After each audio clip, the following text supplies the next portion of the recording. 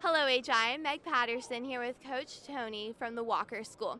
So, Coach, is this your first time at the Prep Slam? Yes, this is our first year here at Holy Innocents, yes. Okay.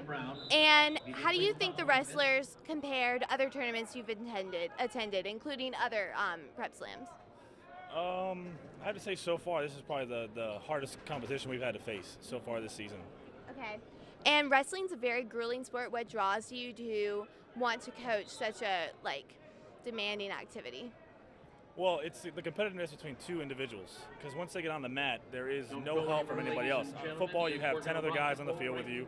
Baseball, there's 8 other guys on the field with you. This is the only sport where it's really just head-to-head, one-on-one. You can't look for help for anybody else, and you have to dig deep and kind of fight your way out of any hole you get yourself into. Okay, and how do y'all train your wrestlers during the off seasons, like in the summer, spring? How do you really help get them ready for wrestling? As soon as wrestling season is over, it's basically you're on the field 2 days a week and you're in the gym 3 days a week. So, and then that's continuously all throughout the year until wrestling season starts back up. Okay.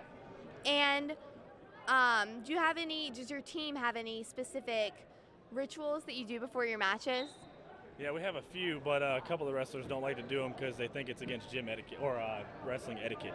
Okay. Which is kind of weird to me. But this one over here likes it. Okay, and then I'm just going to do some more personal questions. Sure. What is your greatest fear? I would probably have to say my greatest fear is not passing on my knowledge to the kids that I coach. And then how would you give away $50,000? I would not give it. I would not give it to Connor Miriam. No, definitely not. Definitely not giving any money to Connor Miriam. I would probably delegate it throughout a couple charities around the area, around the surrounding area, as much as I could. Okay. And what is your favorite food? Pizza. That's good. What's your favorite movie? It's a tough one. It's got to be a toss-up between Platoon and Braveheart. Okay. And then, what is the best compliment you've ever received? Best compliment I've ever received was I had a couple people tell me that I look like Mark Wahlberg.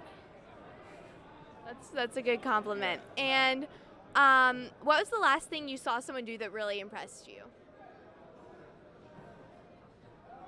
The last thing I saw was there was a guy, an amputee, that actually completed an Ironman this past year. Wow. Double amputee, actually. So he completed a full Ironman in Hawaii. Wow. Okay, thank you, Coach. So, there's a lot of misunderstanding about how wrestlers maintain weight or get to their goal weight. Do you have anything that you'd want to say about that? A lot of times, wrestlers, they try to drop it too quick, and it becomes very dangerous for younger kids to drop weight that fast in a short period of time. My wrestlers, we keep on a nutritional system throughout the whole entire year, this way that they maintain their weight all year. And, if they go over a couple pounds, then it's their job to get it off. If not, they don't wrestle. So, I mean, if you're over 2 or 3 pounds, that's one thing. But when you're trying to cut a kid from one weight class to the other, you're talking about dropping 7 to 10 pounds in a week, 2 weeks, or a month. It's not healthy. So you have to really look at structuring it year by year as an entire year, not as a 3-month season. Wrestling as a season is only 3 to 4 months long. That's not that much time. Okay. Thank you. That was a really good answer.